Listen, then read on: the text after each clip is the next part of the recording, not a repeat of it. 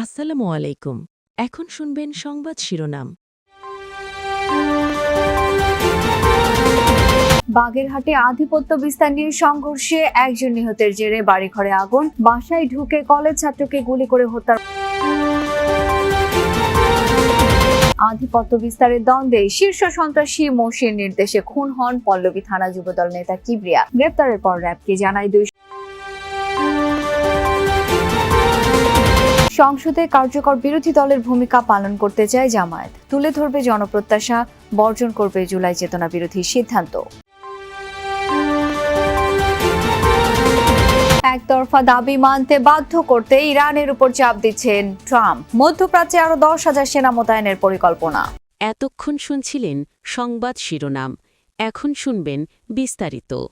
বাগেরহাটের চিতলমারীতে আধিপত্য বিস্তার নিয়ে দুপক্ষের সংঘর্ষে একজন নিহত ও বাড়িঘরে আগুন দেওয়ার ঘটনায় এলাকা থমথমে। মোতায়েন রয়েছে পুলিশ, টহল দিচ্ছে সেনাবাহিনী। এ ঘটনায় এখনো মামলা হয়নি, আটকও হয়নি কেউ। গতরাতে চিঙ্গুরিয়া গ্রামে সংঘর্ষের এই ঘটনা ঘটে। পুলিশ এর দীর্ঘদিন ধরে স্থানীয় সাইদ বিশ্বাস ও অবসরপ্রাপ্ত পুলিশ কর্মকর্তা শেখ মঞ্জুরুল আলমের মধ্যে জমি আর আধিপত্য বিস্তার নিয়ে বিরোধ চলছিল। তারই ধারাবাহিকতায় গত সন্ধ্যায় সংঘর্ষে জড়ায় দুই গ্রুপ। ভাঙচুর, লুটপাটের পাশাপাশি আগুন দেওয়া হয় 10টি বাড়িতে। সংঘর্ষে মঞ্জুরুল আলম গ্রুপের রাজীব শেখ নামের একজন নিহত হন, আহত হন অন্তত 15 জন। খবর পেয়ে ঘটনাস্থলে গিয়ে পরিস্থিতি নিয়ন্ত্রণে নেয় পুলিশ। এলাকায় মোতায়েন করা হয় অতিরিক্ত পুলিশ ও সেনাবাহিনী। এর আগে গত 28 জানুয়ারি দুই গ্রুপের সংঘর্ষে সাইদ গ্রুপের নিজামুদ্দিন নামের একজন নিহত হন। পুলিশ সহায়তা নইয়ে দাবড়াই দিয়ে সরাই ওরা ঢুকিয়ে লুটপাট করে তারপর ধরাইছে। আমরা কোন দিকরা চলে গেছি জানি না। এইভাবে আগুন চাইছে নইতে গায়ে দেয় যদি কেউ গাড়ি না বার হতে পারি এই কাজ করছে। আমার মেয়ের বিয়েটা কালকে আমি বিয়ে দিছি, ওই পরানপুর বিয়ে দিছি, সেই বিয়ে বাড়ির মধ্যে ওরা আসিয়া হামলা করছে। হামলা করলে সে আমার জামার আহত হয়ে গেছে মাথায়। 10 থেকে 12টি বাড়িতে আগুনের ঘটনা ঘটে এবং একজন নিহত হন। নিহত মরদেহ এখন খুলনা মেডিকেল কলেজ হসপিটালে আছে। এই ঘটনায় আমরা একজনকে গ্রেপ্তার করতে সক্ষম হয়েছি। খাগড়াছড়িতে ইউপিডিএফ গণতান্ত্রিক সংগঠনের এক নেতাকে গুলি করে হত্যা করা হয়েছে।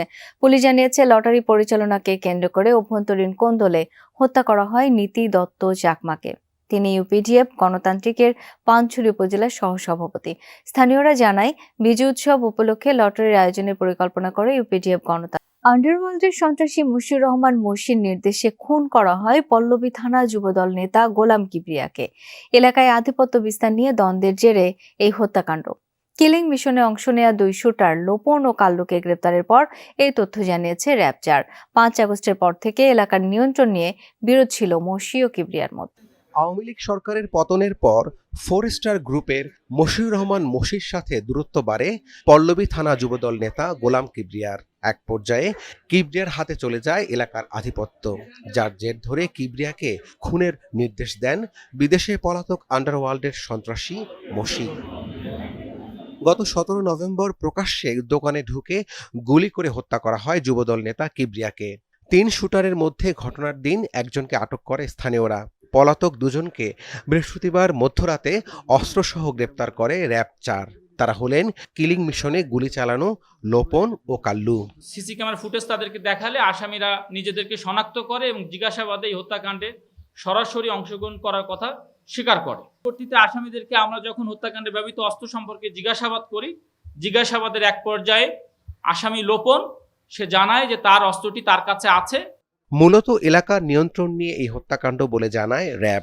মশির যে অন্যান্য জুট ব্যবসাকে নিয়ন্ত্রণ, চাঁদাবাজি নিয়ন্ত্রণ, হাউজিং ব্যবসা, ডেভেলপার ব্যবসা নিয়ন্ত্রণ, ফুটপাতের চাঁদাবাজি নিয়ন্ত্রণ, এগুলোতে কিবরিয়া বাধা হয়ে দাঁড়াচ্ছিল বলে আমরা প্রাথমিকভাবে জানতে পেরেছি। এর কারণেই কিবরিয়াকে তারা সরিয়ে দেওয়ার পরিকল্পনা করে। এর আগে এই খুনের সাথে জড়িত পাতা সোহেল ও বুকপোড়া সুজনকেও গ্রেপ্তার করে র্যাব 4। সংসদে বিরোধী দল হিসেবে জনগণের দুঃখ, কষ্ট, দুর্ভোগ ও প্রত্যাশার কথা তুলে ধরবে জামায়াত ইসলামী। সংসদে বিরোধী দল হিসেবে জনগণের দুঃখ, কষ্ট, দুর্ভোগ ও প্রত্যাশার কথা তুলে ধরবে জামায়াত ইসলামী। এমনকি ভালো কাজে সরকারকে সহযোগিতার কথাও বললেন দলটির নেতারা। তবে গণবিরোধী কিংবা জুলাই চেতনার বিরুদ্ধে যে কোনো সিদ্ধান্ত কঠোরভাবে মোকাবেলা করা হবে। শামীম রেজার রিপোর্টে বিস্তারিত। জামাতে ইসলামীর রাজনীতি নিয়ে আলোচনা সমালোচনা দীর্ঘদিনের। এবারই তারা প্রথম সংসদে প্রধান বিরোধী দল। অনলাইনে দলটির মাঠের কর্মীরা যত আক্রমণাত্মকই হোক, নেতারা বলছেন তারা বের হতে চান গতানুগতিক ধারার রাজনীতি থেকে, ভূমিকা রাখতে চান জন আকাঙ্ক্ষা পূরণে। গঠনমূলক রাজনীতি করতে চাই। আগের রাজনীতিতে বিরোধিতার খাতিরেই বিরোধিতা করতে হতো, সেটা বিরোধিতা করার প্রয়োজন হোক অথবা না হোক, অর্থাৎ যারা বিজয়ী দল তাদেরকে ব্যতিব্যস্ত রাখা। আমরা এই রাজনীতি ধারা থেকে বেরিয়ে আসতে চাই। বাংলাদেশে তো দীর্ঘ 16-17 বছর পরে বলা যায় একটা গণতান্ত্রিক সরকার নির্বাচনের মাধ্যমে আসলো। আমরা বিরোধী দলে আছি। বিরোধী দলের একটা বড় দায়িত্ব হচ্ছে সংসদে দায়িত্ব পালন করা, ভূমিকা পালন করা, জনগণের পক্ষে, জনগণের সুবিধা অসুবিধা, তাদের কষ্ট বেদনা, এই সবকিছু বিষয় মিলেই সেখানে ভূমিকা পালন করা। যুক্তরাষ্ট্রের 15 দফা শান্তি প্রস্তাব ইস্যুতে ইরান আনুষ্ঠানিক জবাব দিলেও অব্যাহত আছে মার্কিন প্রেসিডেন্টের হুমকি ধামকি। একদিকে যেমন জোর করে ইরানকে আলোচনার টেবিলে আনার চেষ্টা চলছে ট্রাম্পের, অন্যদিকে একতরফা দাবি মানতে অব্যাহত রেখেছেন চাপ। তেহরান স্বীকার না করলেও আলোচনা খুব ভালোভাবেই চলছে, এমনটাও দাবি ট্রাম্পের। এই অবস্থায় পাকিস্তানের মতো মধ্যস্থতাকারী দেশগুলো বলছে দুই পক্ষের সমঝোতার জন্য সর্বোচ্চ কূটনৈতিক প্রচেষ্টা চালানো হচ্ছে। যুদ্ধ শুরুর পর ইরানের পাল্টা প্রতিরোধ দেখে এভাবেই হতাশা জানিয়েছিলেন মার্কিন প্রেসিডেন্ট ডোনাল্ড ট্রাম্প।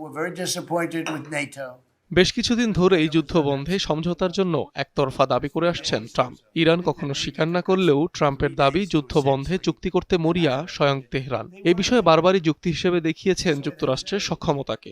দেয়া হয় 15 দফা শর্ত। বৃহস্পতিবার প্রথমবারের মতো মার্কিন শর্তের আনুষ্ঠানিক সাড়া দেয় ইরান। তেহরানের পক্ষ থেকে বলা হয় এখন ওয়াশিংটনের জবাবের অপেক্ষায় তেহরান। তবে এরপরই একই সুরে কথা বলতে দেখা যায় মার্কিন প্রেসিডেন্টকে। দাবি করেন ওয়াশিংটনের সাথে যুদ্ধে কোনোভাবেই টিকতে না পেরে চুক্তির জন্য পাগল প্রায় তেহরান। চুক্তি না করলে ইরানে হামলা অব্যাহত রাখার হুমকিও দেন তিনি।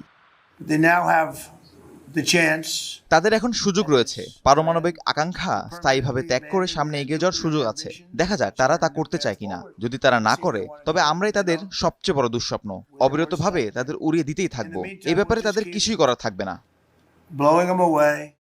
ইরানের সাথে সম্ভাব্য চুক্তি নিয়ে বেশ ভালো আলোচনা চলছে বলে দাবি করেন মার্কিন প্রেসিডেন্ট ট্রাম্প। দাবি করেন বিদ্যুৎ কেন্দ্রে হামলা পেছানোর অনুরোধ জানিয়েছে ইরান সরকার। তাতে এই দেশটির বিদ্যুৎ ও জ্বালানি স্থাপনায় সম্ভাব্য হামলা আরও 10 দিনের জন্য পেছায় যুক্তরাষ্ট্র। এই অবস্থায় দুই পক্ষের মধ্যে মধ্যস্থতার জন্য পূর্ণ প্রস্তুতি নেওয়া হয়েছে বলে জানিয়েছে পাকিস্তান। আমাদের প্রধানমন্ত্রী মধ্যস্থতার জন্য সর্বোচ্চ চেষ্টা চালিয়ে যাচ্ছেন, তাই আমরা আমাদের সদিচ্ছা ও সহায়তা দেওয়ার প্রস্তাব রেখেছি। আমাদের ভূমিকাকে আপনি যেভাবেই ব্যাখ্যা করুন না কেন, বাস্তবতা হলো আমরা শান্তির জন্য কাজ করছি, বিরোধ নিষ্পত্তির জন্য কাজ করছি এবং সংঘাত বন্ধের জন্য চেষ্টা করছি। এমন পরিস্থিতিতে ইরানকে ভয় দেখাতে মধ্যপ্রাচ্যে 10